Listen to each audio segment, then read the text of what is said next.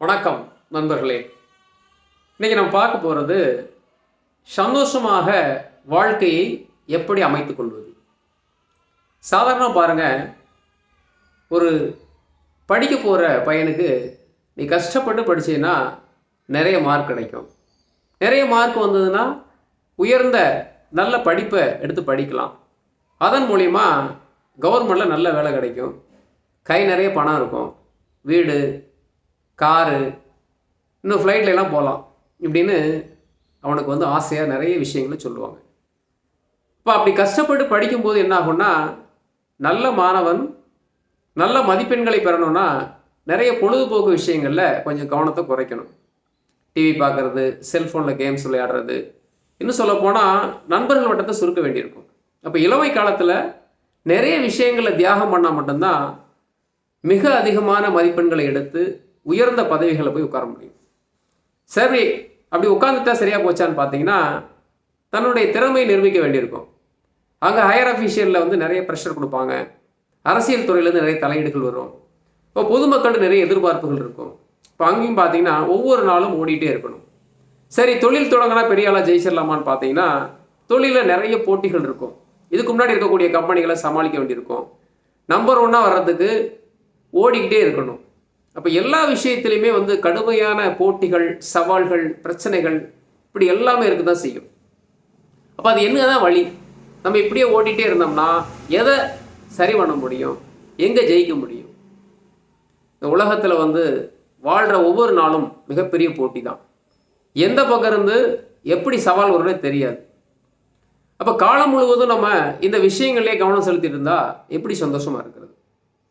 அடிப்படையான ஒரு விஷயம்தான். உங்கள் வாழ்க்கையினுடைய ஒவ்வொரு நாளும் சந்தோஷமாக இருக்க பாருங்கள். ஏன்னா நீங்கள் நினைக்கிற மாதிரி கஷ்டப்பட்டு படித்து பெரிய வேலையில் போய் உட்காந்து நிறைய பணம் சம்பாதிச்சு எல்லா பொருட்களும் வந்துட்டால் சந்தோஷமாக இருக்குமான்னு கேட்டால் மிகப்பெரிய கேள்விக்குறி தான். திரும்பி பார்த்தா நீங்கள் கடந்து வந்த எல்லா நாட்களும் கடுமையான சோதனையிலும் கடுமையான சவால்களிலும் நிறைய வாழ்க்கையில் அனுபவிக்க வேண்டிய சின்ன சின்ன விஷயங்களெல்லாம் இழந்திருப்பீங்க. நட்பு வட்டத்தில் பெருசாக நீங்கள் ஈடுபட்டிருக்க மாட்டீங்க. உங்களுக்கு பிடிச்ச விளையாட்டை வெளியில் போய் விளையாடிருக்க மாட்டீங்க. உங்கள் சொந்தக்காரங்களை போய் பார்த்துருக்க மாட்டீங்க.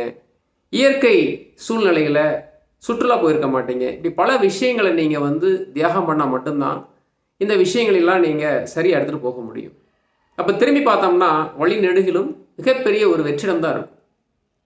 இப்போ வாழுகின்ற போது ஒவ்வொரு மணி நேரமும் ஒவ்வொரு நாளும் இருக்கக்கூடிய விஷயங்களை சந்தோஷமாக ஏற்றுக்கணும். அப்போது எல்லா விஷயமும் நமக்கு சாதகமாக நடக்கும், எல்லா விஷயத்திலையும் நாம் எதிர்பார்க்குறபடி நடக்கும், அல்லது நமக்கு கிடைக்கிற பொருள்லாம் சந்தோஷத்தை கொடுக்குமா அப்படின்னு நினைக்கக்கூடாது.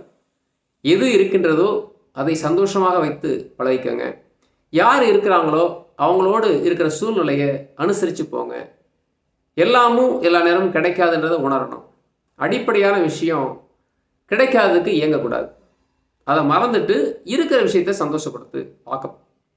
அப்போ ஒவ்வொரு விஷயங்களும் ஒவ்வொரு நாளும் நாம் சந்தோஷமாக வாழ்ந்திருந்தால் திரும்பி பார்க்கும்போது ரொம்ப நல்லாவே போயிருக்கும். போன வாரம் எப்படி இருந்தது, ரொம்ப சந்தோஷமாக இருந்தது. போன மாதம் எப்படி இருந்தது, ரொம்ப சந்தோஷமாக போயிட்டு இருந்தது. இப்படித்தான் நம்ம வாழ்நாள சந்தோஷமாக கழிக்கிறதுக்கு முன் வரணும். எல்லா இடங்களிலும் கோவப்படுவதோ இல்லை எல்லா இடமும் எல்லாவற்றையும் எதிர்பார்ப்பதோ ரொம்ப ஏமாற்றத்தை கொடுக்கும். அந்த ஏமாற்றம் நிறைய சங்கடங்களை உருவாக்கும். நம்ம திரும்பி பார்க்கும்போது நிறைய நண்பர்கள் இருக்கிறாங்களா, இல்லை நிறைய பேர் சண்டை போட்டிருக்குமான்னு பாருங்கள். அப்போ நிறைய விஷயங்களை விட்டு கொடுத்து போகணும், நிறைய அனுசரிக்க வேண்டியிருக்கும். அந்த மாதிரி விஷயங்களை நாம் கவனம் செலுத்தினா தான் ஒவ்வொரு காலகட்டத்திலையும் நிறைய நண்பர்களோடு, நிறைய சொந்தங்களோடு, நிறைய விஷயங்களை ஏற்றுக்கிட்டு போகும்போது வாழ்நாள் முழுவதும் ரொம்ப சந்தோஷமாக ஃபீல் பண்ண முடியும். அப்போ எந்த இடத்துல போனாலும் இந்த அனுபவங்கள் நமக்கு கை கொடுக்கும். அப்போ உயர்ந்த இடத்துக்கு போனாலும் சரி, உயர்ந்த பதவிகள் இருந்தாலும் சரி, இல்லை நெருக்கடியான சூழ்நிலையில் இருந்தாலும் ஒவ்வொரு நாளும் சிறு வயதிலிருந்தே நல்ல விஷயங்கள் நாம் ஈடுபடுத்தி நல்ல நண்பர்களோடு நிறைய சந்தோஷமான அனுபவங்களை பெற்றிருந்தோம்னா அது எல்லா இடத்துலையும் கூடவே வரும். ஸோ அப்படித்தான் வாழ்க்கையை வாழ முடியும். எங்கேயோ ஒரு இடத்துல சந்தோஷம் இருக்குது, இதெல்லாம் தாண்டி போனால் அந்த சந்தோஷம் கிடைக்கும் அப்படின்னா அன்னைக்கு உங்கள் உடல்நலம் ஆரோக்கியமாக இருக்குமா, இல்லை அதை கொண்டாடுவதற்குரிய மனநிலையில் நீங்கள் இருப்பீங்களா? இதெல்லாம் யோசிச்சு பாருங்கள். அப்போ எங்கேயோ ஒரு இடத்துல சந்தோஷம் இல்லை, அதை நாம் தேடி போய் அதுக்கப்புறம் சந்தோஷமாக இருக்க முடியுமா அப்படின்றது மிகப்பெரிய கேள்விக்குறி.